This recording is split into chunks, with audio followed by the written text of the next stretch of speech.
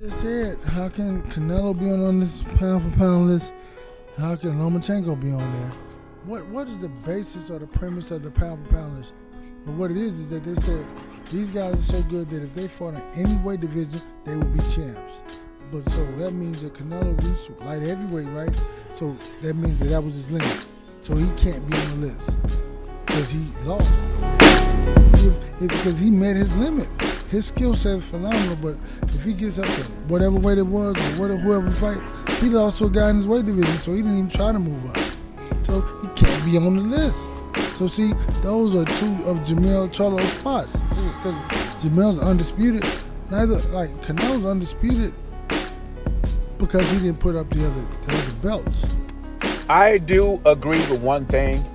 I'm not a pound for pound list expert, but I do think Jermell Charlo should be on the top 10 pound for pound list. Maybe the lower half, but still, he should be on there. Undisputed champion at 154, the first one to do it in the 4-belt era. He should be on the pound for pound list. And I understand when he's talking about Loma doesn't have a title, even though I think Loma's one of the best fighters in the world today. We'll see how he looks when he comes back in October. But he doesn't have a title, and I understand that. But as far as saying Canelo should be out the top 10 because he lost to Bivol, took chances to be great and came up short, he says 175 is his limit. But did he win a title against Sergio Kovalev at 175? It sounds like Derek James want to punish people for taking risks and losing fights. You don't take a guy who's number one on the pound for pound list before May 7th, then he loses the fight and take him completely off the pound for pound list, especially if he's still undisputed at 168. And Canelo has fought in multi-divisions, won a title in every division, and undisputed at 168. Now, how many divisions have Errol Spence and Jermell Charlo fought in? And they got Spence as high as number 3. Some people have him number 1.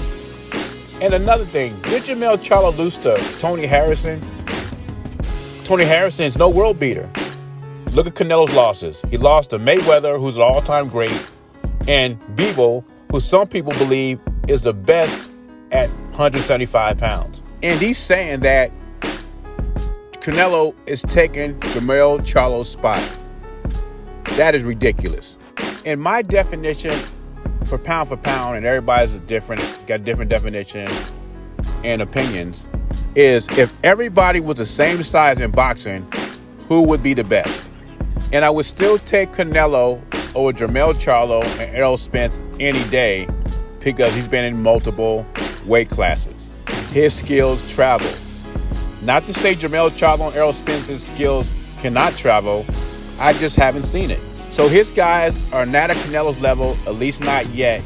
And I don't agree with Derek James' explanation or definition of pound for pound list. I guess the bigger question to me is, should Jermell Charlo be ahead of Errol Spence on the pound for pound list? I mean, he is undisputed. Errol Spence is a unified champion. Anyway, leave your thoughts and comments below. JBZ, I'm gone.